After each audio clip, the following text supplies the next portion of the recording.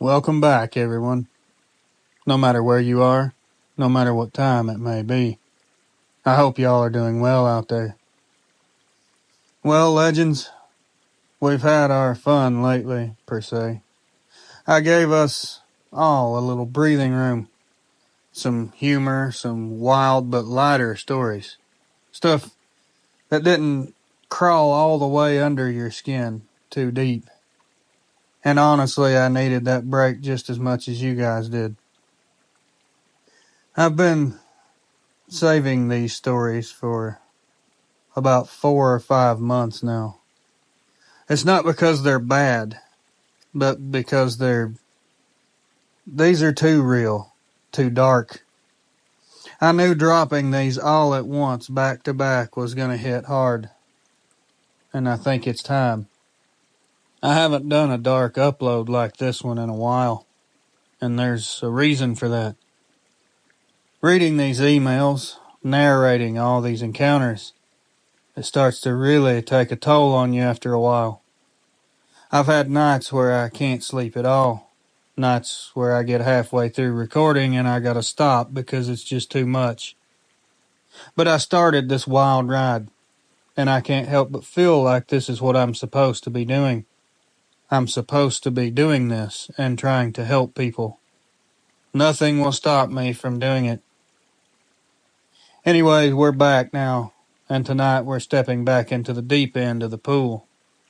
Getting back to the dark side of this Dogmen subject. The side that most people try to avoid talking about, to pretend it doesn't happen. The stuff no one wants to even think about. The side that just saying it out loud hurts. Before I get started, I just want to remind everyone listening, if you've had an encounter of your own and would like to share it here on the channel, be sure to reach out to me and send me an email. I'd love to hear from you. My email will be linked in the description below. Legends, buckle up, and don't say that I didn't warn you. This is a rough one. Here we go. Everyone grab a drink. Lock your doors and windows. Hit the lights. And let's get started. You can call me Darnell. I've been on and off the streets for the better part of 20 years. I used to be one of those ones out here talking to myself, high out of my damn mind. That's back when I was chasing that dragon, but not anymore. I've been sober since last summer, and I fully remember every detail of what I'm about to tell you. Every sound, every smell, every step. This happened about 6 months ago. January, maybe. It was chilly, not Midwest cold or anything like that, but it was chilly enough your bones start to ache after laying on concrete for too long. I was posted up in the alley behind the church mission where they give out soup and other things to help us out. I'd found this busted up recliner someone dumped back there. It was not clean by any stretch, but it beat sleeping upright against the wall. There's a dude named Henry that used to camp near me back there. Real quiet guy. He wasn't all there, you know. Thought the government was following him. Used to wear a tin pie plate under his hoodie, but he never bothered nobody. He'd hum old jazz songs under his breath and hand out the half of his sandwich he didn't eat. That kind of guy. One night I hear him talking.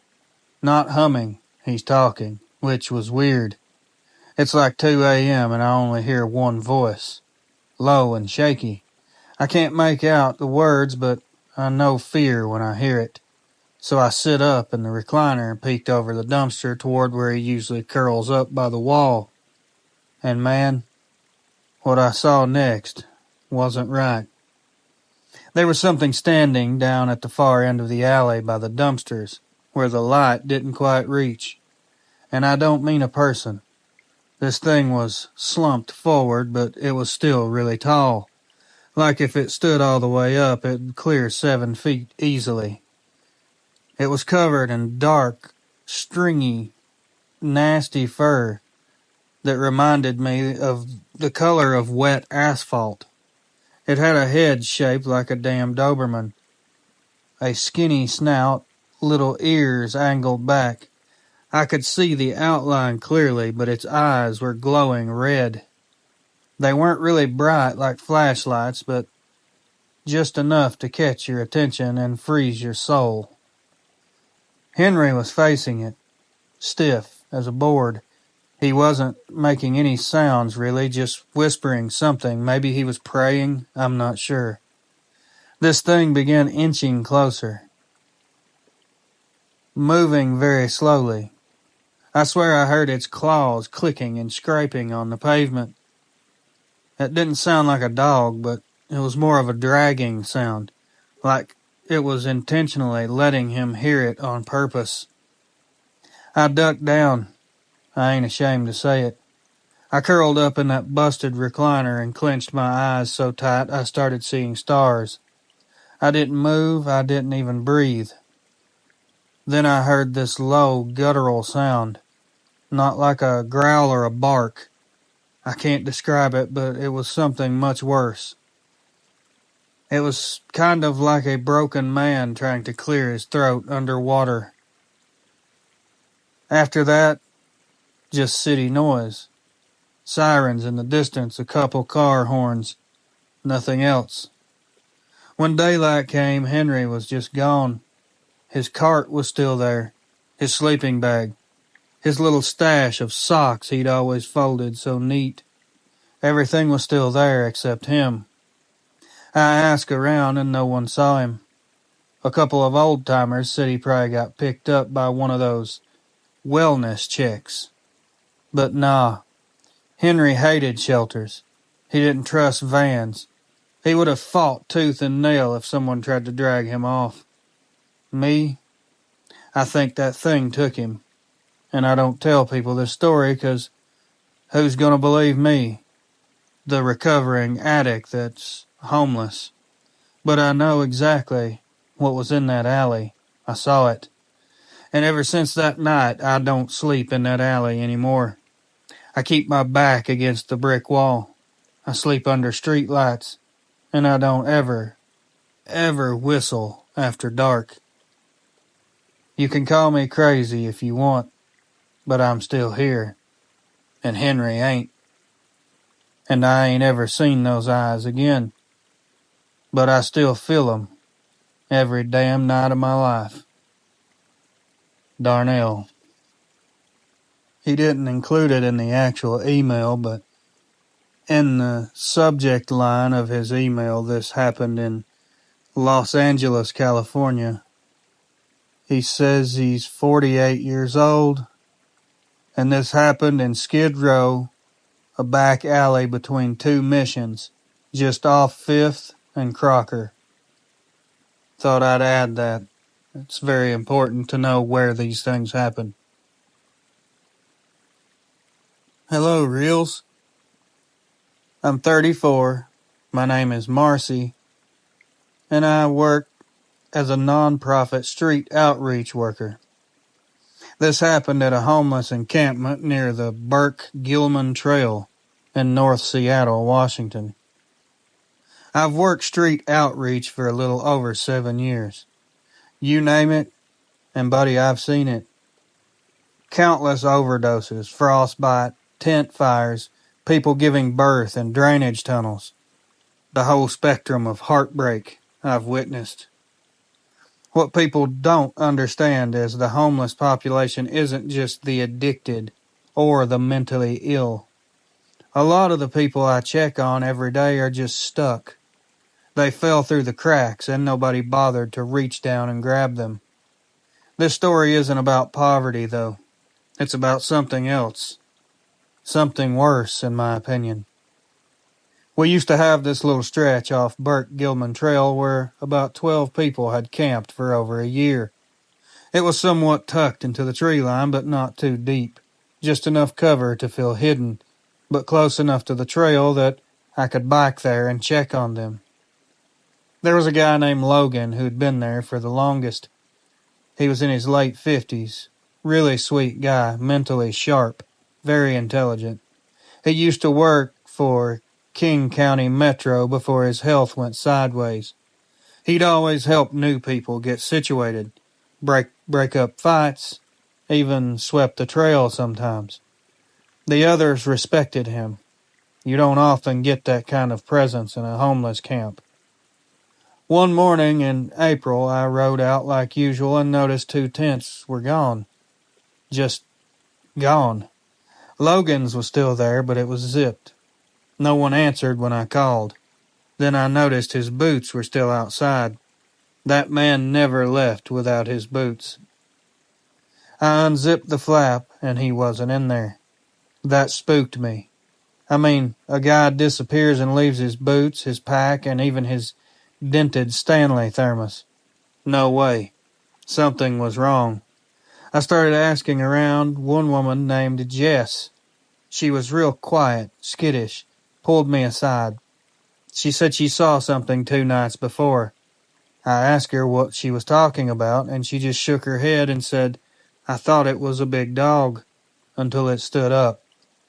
I didn't even know what to say, so I started pressing her, well, gently, and she whispered it had blue eyes, not glow in the dark like stories, just cold, like frozen glass. She told me Logan had stepped out to check on something making noise in the brush. She heard a struggle, but no yelling or sounds of distress, just this weird huffing sound, and then everything went quiet. She hadn't seen him since. I reported all this, of course, but the cities barely shrugged. Probably figured he'd moved on to a different city, or, they usually always move on after a while. But I've had enough people move on lately, and I'm starting to see a pattern.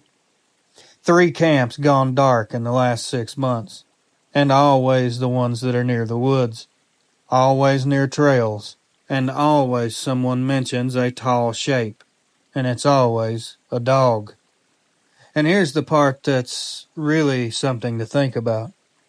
Jess left that night. She left her tent, her tarp, her clothes, everything. She said, I ain't staying where the dog walks. Now, a lot of these people say things, and everyone ignores them because they just think they're out of their minds. I don't believe this is the case. I don't know what's out there, but it's not a dog, and it's not a person. It's not just the wind in the trees. Something is hunting these people. And it has to be something intelligent because that only makes sense. If you're going to hunt humans, hunt the ones that no one is going to notice when they're gone. Nobody notices that. Nobody cares when the homeless go missing. It's just another day. Especially not the city. And the police sure as hell don't care. Not even the damn census. But I do care. I have a hard time sleeping because all I want to do is help these people. But how do you fight something like this, especially when no one is willing to believe you and offer any type of help? Thanks for your time. I appreciate what you do. But people need to be made aware of some of the things that's happening in the backsides of these cities across the U.S. I'm sure this happens in other cities as well. I've actually heard stories about it. This is not a joke. There's something out there. I appreciate what you do. Like I said, it's a good thing. Take care of yourself and your family. Marcy. Chicago, Illinois. This was sent by Reuben. He's 42. a former addict, lived 3 years in the tunnels on Lower Wacker Drive, sub-levels beneath the loop. Now, I personally don't have a clue where that is, but I'm sure someone out there listening will know where he's talking about. Reels. You don't forget the smell down there. People think it's just piss and garbage, but it's a lot more than that. There's diesel fumes, wet rust, rat poison, and something that just feels rotten. Not like food, like the air itself has just given up. That's how Lower Wacker was. Especially the lower part. The part where even the cops don't go unless they're dragging someone out by their ankles. I lived down there for almost 3 years. I was completely strung out on anything I could afford or steal. But I wasn't hallucinating what I saw. Not all those nights, not every time. There's just no way. There were about a dozen of us living in the deeper parts of the tunnel system under the city. Places tourists never see. No lights, no cameras, just the dark and the echoes from the voices. I had a buddy named Thomas. Used to share a pallet behind an old service door with no handle. It was dry down there. That's all you need sometimes. It's the little things. Thomas started losing sleep first. Said he kept hearing something heavy walking past our spot. Not shuffling like a person, not scampering like rats. Just 2 heavy footsteps. He described them as measured or confident. He said it would stop sometimes and just breathe. Not close, just far away into the dark. And then it would leave. That's all it did for a long time. I figured it was all in his head. I'd never heard it. Sleep deprivation can cause a lot of things. And DTs as well. Who knows? Then one night we were both wide awake. Couldn't sleep, it was too cold. We were sitting up talking about basically nothing when everything happened. We heard something, not approaching, but already there, standing across the tunnel about 30 feet down. We couldn't see it, but we knew it was there. The air got thick, like when a train's coming but you don't hear it. Then it took a step forward, and we both saw it at the same time.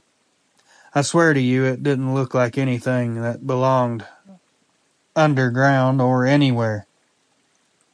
It had a big hump on its back, like it was leaning forward. It was built like a football player, but with legs that bent too far back. Its head was wide, with ears like a German shepherd, but it was too long in the jaw. Its shoulders moved like a man's, but its eyes, no. They weren't red or glowing, they were just reflective, like a cat in a headlight. But the thing that got me is, I swear on its face, it was smiling. It wasn't growling or showing us its teeth in aggression. It was literally smiling at us. It's like it was entertained, like it had seen us before, like we were the joke. Thomas, he stood and ran, just gone. I stayed frozen in place. I couldn't even breathe. It didn't even bother chasing him. It just watched him go. Then it turned and focused back onto me. It slowly started backing away back into the dark, like it had other things to do, like it was going to save me for later. 2 nights later, I found Thomas's stuff at our spot. His coat, his bag, his Bible, but he was gone. No word, no fight, no body. I got out of there not long after. I got clean. I've been clean 5 years now.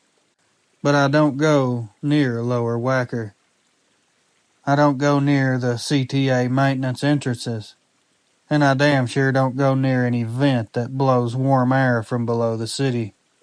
Because I think whatever that is, lives down there, and it's watching and choosing who its victims are. It doesn't need to kill often, just enough to stay fed, just enough to remind you that in Chicago, sometimes the monsters aren't above the streets. Reuben. Reels. My name is Natalie. I'm 27. I'm at the community college, a student there, and a weekend volunteer at the Golden Gate Park near the edge of the Presidio. I used to think volunteering would make me feel better, like I was doing something meaningful in a world where everything feels like it's on fire. So I started helping out with a little outreach group near Golden Gate Park. Every Saturday morning, we'd walk the trails, hand out coffee, protein bars, hand warmers, Narcan, whatever we could carry in a backpack. There was this cluster of tents just past the trees where the paved bike path curves. They were kind of tucked away behind a fence line and some eucalyptus. The people back there weren't scary. They were just tired. A lot of older folks, some with mental health stuff, others just broken by the cost of existing in a city like this. One guy in particular always waved me over. He called himself Jules. Gray hair, strong hands, always wearing 2 flannel shirts no matter the weather. He had this old rusty harmonica that he couldn't really play, but he tried. Said it kept the raccoons away. One weekend I showed up and Jules wasn't there. No one thought much of it at the time. People moved around a lot, but his tent was still there. His harmonica was sitting right outside, next to a half-finished cup of coffee. That's what got me. He never left anything out. A woman named Liz, she sleeps 2 tents over, told me Jules went to pee behind the fence line the night before and never came back. She said she thought she saw something standing in the trees. Her way of describing it was like a coyote, but it wasn't shaped right. She told me it was too tall, it was too wide, it was way too big. I figured maybe it could have been a person. A lot of crime happens around here as well. It's not uncommon to have creeps wandering the park late at night. But that afternoon, I was walking the trail past the same fence line, kinda looking around where Jules might have gone.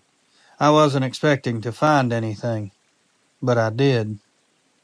I found a bunch of claw marks in some tree trunks. They were about chest high, maybe higher. Straight gouges, not like from a knife or hatchet or any tool. These weren't clean. They were jagged, like something with weight had leaned into them. And I know what you're thinking. Raccoons, bobcats, some sort of animal. Maybe. But these were spaced like fingers, and they were a foot apart. The bark was fresh, peeled back in curled chunks. I touched one, it was still sappy. Then I heard movement deeper in the trees, like something was slowly walking, trying to be quiet. I backed away and didn't look back until I was out of sight of those claw marks. I told our outreach coordinator, and she just shrugged it off. She said Jules probably got picked up for trespassing, maybe went back to Tenderloin, maybe overdosed, the usual guesses. People just don't care as much as they pretend to. I don't think any of these things happened, and neither does Liz. She left the park that very night, packed up and walked out with everything she owned in a laundry cart. Before she left, she told me what she saw more clearly. She said it had tan fur, muscles like a bear, a face like a chow dog, wide snout, puffy cheeks, eyes that looked dead behind the glow. She said it sniffed the air while Jules was out there like it was picking from a menu. And when she said that, I didn't laugh. I just stood there. Because I knew what I'd seen on those trees, and I knew I'd heard something big moving down there in those trees. I stopped volunteering after that, because the next weekend, another tent was empty, and this time even the dog that lived there was gone too. I just don't think I have enough strength or ability to help anyone in this situation. There's nothing I can do, and no one else will believe anything. Thank you, Reels. Natalie. This next email encounter is from Portland, Oregon. It's from a guy that wants to be left anonymous. He's 53 and formerly was housed, now living off Northwest Yon Avenue, located near Forest Park underpasses and industrial. It's funny how fast life can change, Reels. One minute you're hauling freight cross country in a Peterbilt, and the next your knees go bad, your insurance lapses, and suddenly you're pushing a shopping cart full of socks through the industrial district, hoping nobody steals your tarp while you're asleep. I don't drink, I don't shoot up, I just got unlucky, and then I got watched. That's how I'd describe it, really. I wasn't attacked or stalked, I was just watched. There's a spot behind a warehouse off Northwest Yon where a lot of us bed down. It's not scenic, but it's quiet at night, and you can tuck up near the concrete supports to block the wind. I'd been there maybe a month when I started noticing something strange. It always happened between 2 and 3 a.m. I'd wake up, not to a sound, but a feeling, like something was staring at me. I'd sit up, look around, flashlight ready, nothing. Just the rustle of plastic tarps and the distant hum of trains. But the feeling, it never left. Then people started disappearing. First one I noticed was Mitch. He was an older guy, ex-electrician. Used to talk about his kids like they were coming to get him soon. One morning his whole setup was still there, his folding chair, his old tackle box, even the box of off-brand cookies he always offered around, but not him. No signs of a fight. There was no blood. He was just not there anymore. Then 2 women, D and B, who shared a shelter under the 405 off-ramp. I'd seen them the night before, building a small fire in an old coffee can. The next day, their fire ring was still warm. Their bags still had snacks in them. Blankets were laid out like someone meant to come back. They didn't. After that, I started keeping watch, and one night I actually saw it. It was on the far side of the yard, standing just inside the mouth of a half-collapsed trailer. It wasn't crouched or trying to be sneaky, it was just standing there watching. This creature looked like canine, but not like anything you'd see at a dog park. It was tall, almost lanky, but broad across the back. Its fur was dull gray with these filthy patches, like it had been sleeping in ashes. The legs bent weird like an animal, but the arms didn't. The arms hung to the sides, and the eyes yellow. No glow, just cold like sulfur. I didn't move, just stared, and it stared back. After maybe 30 seconds, it stepped backwards into the trailer, and it was gone. It just stood there and watched like a creep, and then it just left, like it had somewhere else to be. I still think about the fact that I don't feel like it came to hunt necessarily. I think it came to pick, like it had already looked at us all and was narrowing it down who was next. I never seen it again. But especially on cold, still nights, I can almost feel it, like something circling and waiting for its turn again. A lot of folks think the homeless die because of exposure or drugs or violence. And sure, that happens more often than not. But out here, some of us just don't wake up. And nothing's taken, nothing's broken. Just one less person under the bridge. And no one even bats an eye. Anonymous. Just refer to me as Miguel. I'm 39 and I worked Denver Parks and Rec as a seasonal cleanup crew. This was a bunch of drainage tunnels under a trail near Cherry Creek. We got a call around 6:15 in the morning. Public complaint about trash, possible encampment, maybe human waste, the usual. The area was under a footbridge where one of the smaller Cherry Creek feeder trails runs behind a retirement complex. Not a high traffic spot, but still part of city maintenance. I was out there with my co-worker. We'll call him Brett. We had rakes, gloves, a cart, and a flat shovel. We figured it'd be another abandoned camp. Leftover clothes, maybe some food wrappers, and wet blankets. But that's not what we found. There was no tent, just a crumpled blue sleeping bag at the mouth of the drainage tunnel. Looked like it had been ripped open, not unzipped. One boot was nearby, laces were snapped. A folded flannel shirt laid out like someone had taken it off and set it down, almost folded it neatly. But there was blood, not a lot, just enough to say something bad probably happened and someone left in a hurry. Brett wanted to radio it in right away, but I held back. Something about the place just wasn't right. It's like we'd walked into a moment we weren't supposed to see. There were these markings on the inside wall of the drainage tunnel. Long, thin scratches. At first I thought it was probably just kids tagging the concrete with rocks. But they were too low, too deep, and too clean. 4 at a time, dragged in parallel marks. It looked like claw marks to me. I stepped back to snap a photo, and that's when I started hearing something move in the tunnel. It wasn't echo. It was something heavy. Wet steps on concrete. I heard it as plain as day. I called out, "Hello, Parks and Rec, anyone back there?" I got no response.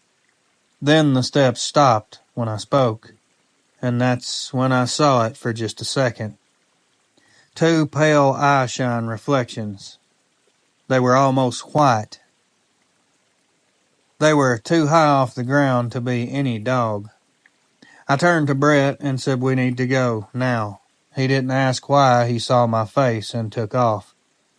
We were halfway back to the truck when 2 unmarked black SUVs pulled up. 3 guys, no badges, no city insignia, got out and started walking toward the tunnel. One of them asked, "You the workers who made the report?" I said, "Yeah." He told us, "This isn't a parks issue.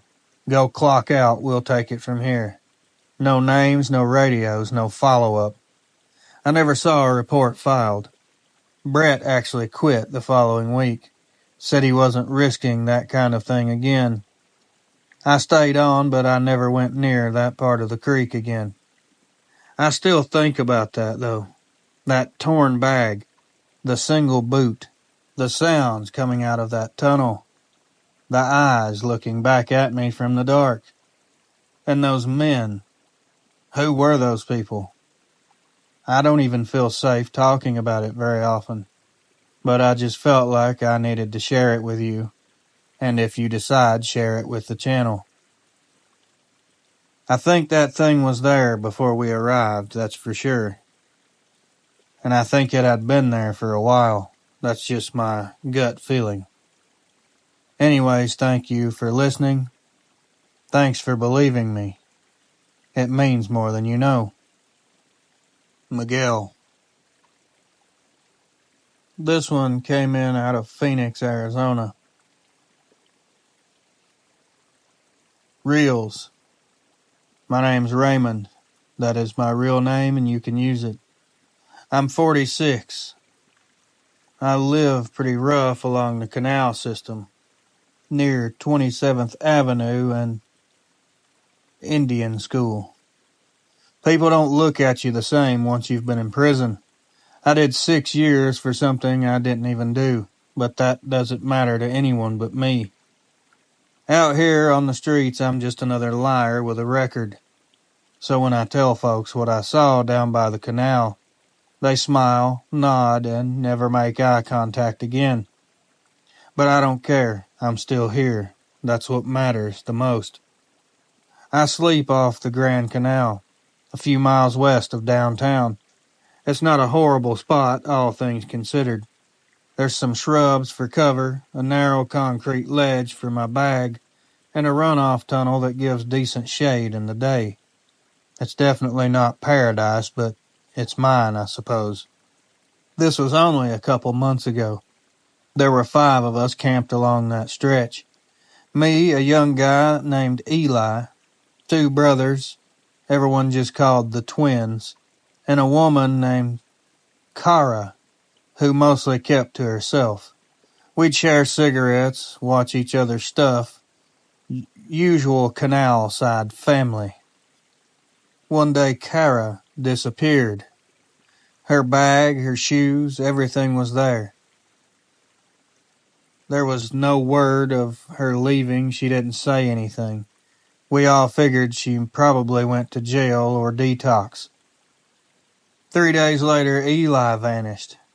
That one hit me harder. He was tough, smart. He had plans. His tarp was shredded. Not cut, shredded. Like an animal got into it. But again, there was no sound that night, no blood, no nothing. That's when I started staying awake at night. And that's when I ran into whatever this thing was. I saw it across the canal, maybe 40 yards away. It was standing half behind one of those power boxes near the service trail. I wouldn't have seen it at all if it hadn't moved, just a little, just enough to catch my eye. It wasn't a person, it was too wide and way too tall. It had long arms almost reaching the ground. It was covered in short brownish gray fur. It looked bald in places like it had been burned or scratched up. The legs were bent backwards at the knees like a dog or a deer. Its head looked like a coyote that got left in the sun too long. It had scars, or what looked like scars, along its face. It had a long snout, pointy ears, but they were too big, way too damn big. It had these huge, bright yellow eyes. They looked like if you took marbles and put flashlights behind them. It just stood there after it noticed me seeing it, and it stood deathly still. I just stared back and my mouth went dry. I couldn't even blink. After maybe a minute, maybe longer, it tilted its head just a little, like it was trying to figure out what I was, like it had never seen a human before. Then it turned and walked back into the brush behind the canal wall. I swear to God I could hear its claws clicking on the concrete path as it was leaving. Do you know how long a creature's claws would have to be to hear them click like that? The next morning, the twins were gone. Now it's just me out here. Nobody camps near me anymore. Maybe these guys did really just pack up and leave. I wouldn't blame them if they did. People say I imagined all of this. Who knows? I don't think so, but I guess it's possible. They say I'm sleep deprived or I'm paranoid. But I've been jumped before. I've been stabbed. I've slept through rain, gunshots, and had many flashlights in my face. That wasn't paranoia. That was something real. And it was selecting who to take next and taking them one by one. So yeah, maybe I am crazy, but I'm still breathing. I try not to sleep near that very canal wall anymore. I keep my bag against the chain link, and I light a candle every night if I can get one. Not for protection, just so if it comes back, I'll at least see it coming, and I can fight as much as I can. Thank you. Stay blessed. Stay appreciative of what you have. Sincerely, Raymond. I'm going to use the name Mark for this story. No, that's not my real name. I'm an urban explorer / independent journalist. I'm 33 years old. This happened in storm drain tunnels beneath the Las Vegas Strip east of Paradise Road. I'd always been interested in off-the-map places. Ghost towns, old service tunnels, old bunkers.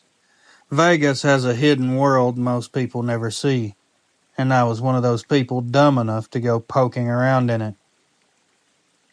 Around 2018, 2019, I started filming short documentaries on the city's underground homeless population.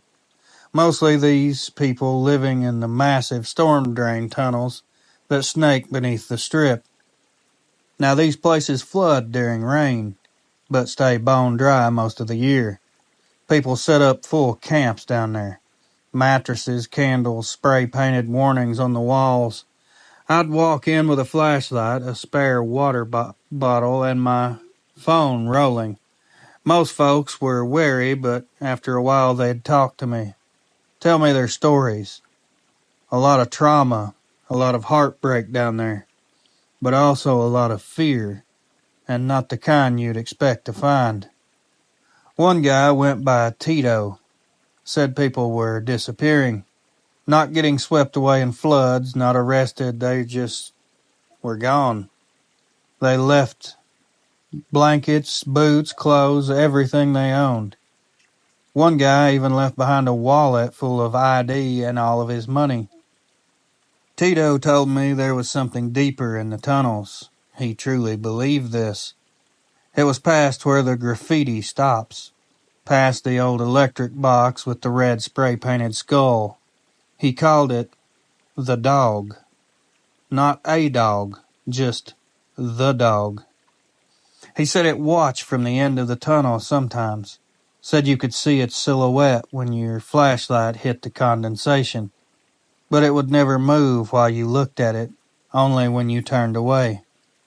I thought it was just some urban legend among the camp, a way to scare outsiders like me, until I met another person that we'll call Andrea. She was in her 20s, lived in a side tunnel off Harmon, real sharp, clear-headed. She told me straight up, if you stay down here long enough, you'll either go crazy or you'll meet it. I met it. That's why I don't sleep alone anymore. I asked her what it was, what she meant. She said it come crawling on all fours the first time, sniffing the ground like a bloodhound, but then it stood up like a person, and its head brushed the ceiling, 8 feet at least. Said its face was like a jackal, long tongue, dark fur slick with grime, and it didn't make a sound when it moved.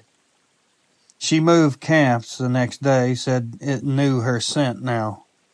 I went back down 2 nights later to try and interview her again. Her camp was empty, completely empty. Even the tattered books she'd kept were all gone.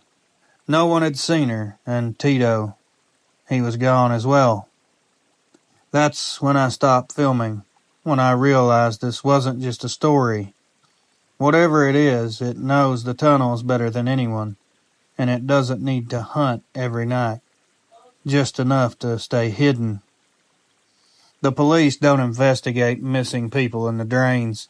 The city doesn't keep records, and most of the folks down there, no ID, no relatives, no one to file a report, even if they go missing.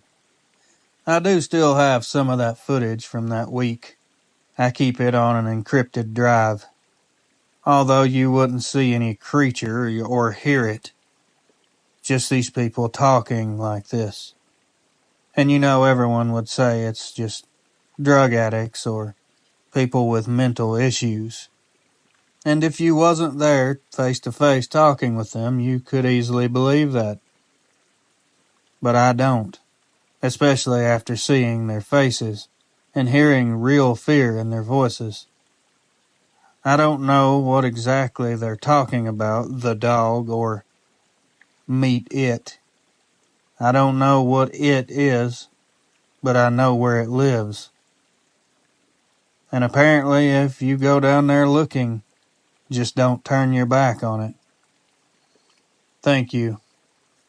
Mark. Legends, I saved this one for last. You'll know why. This is from a 29-year-old woman from Atlanta, Georgia named Shayla. She used to be homeless. She fled domestic violence.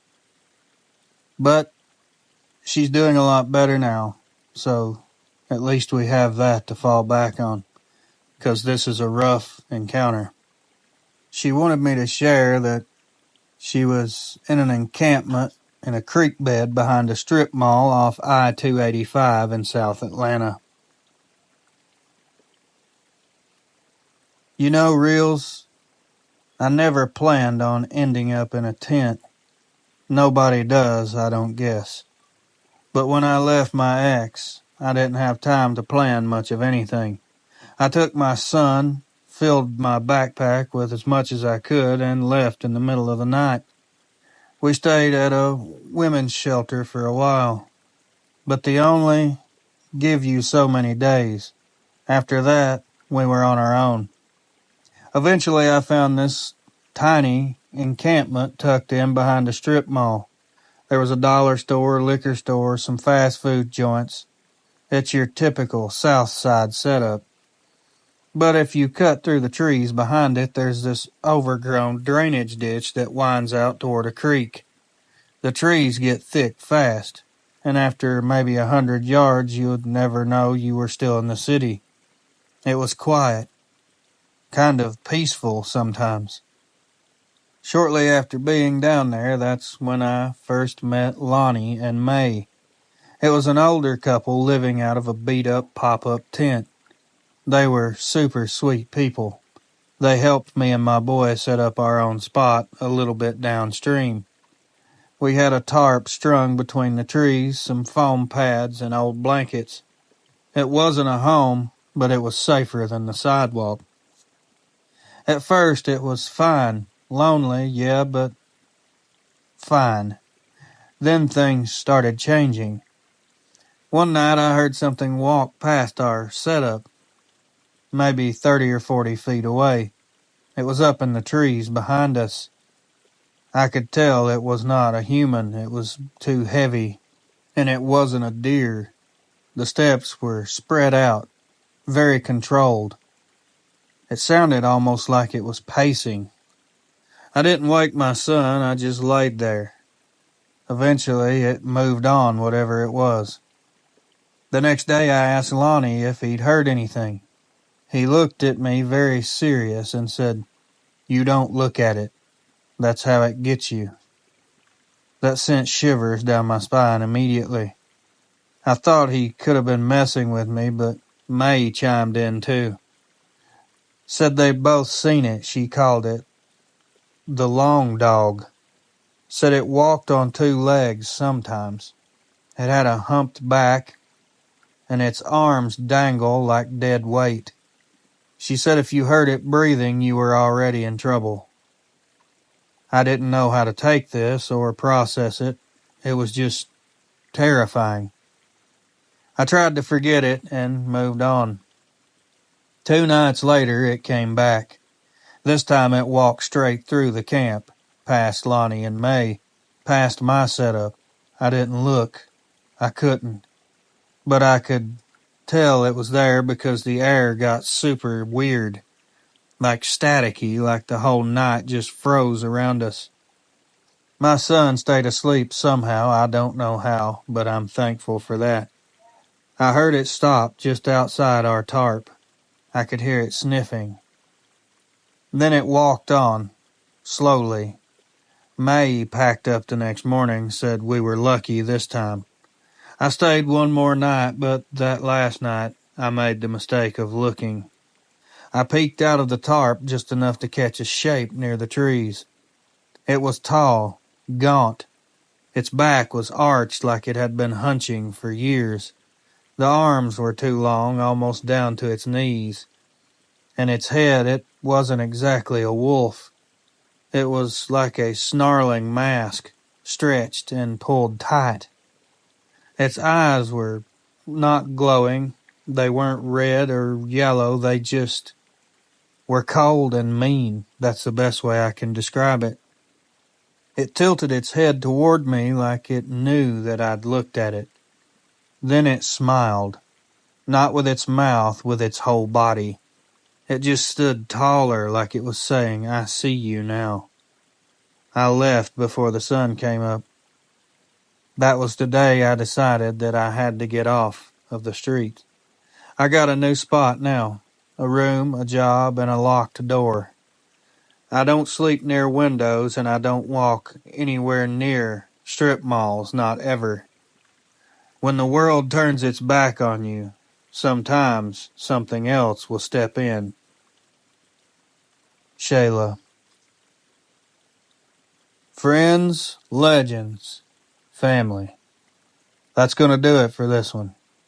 If you made it through all of that, you're a real one, and I thank you. Not just for listening, but for really hearing what these people went through.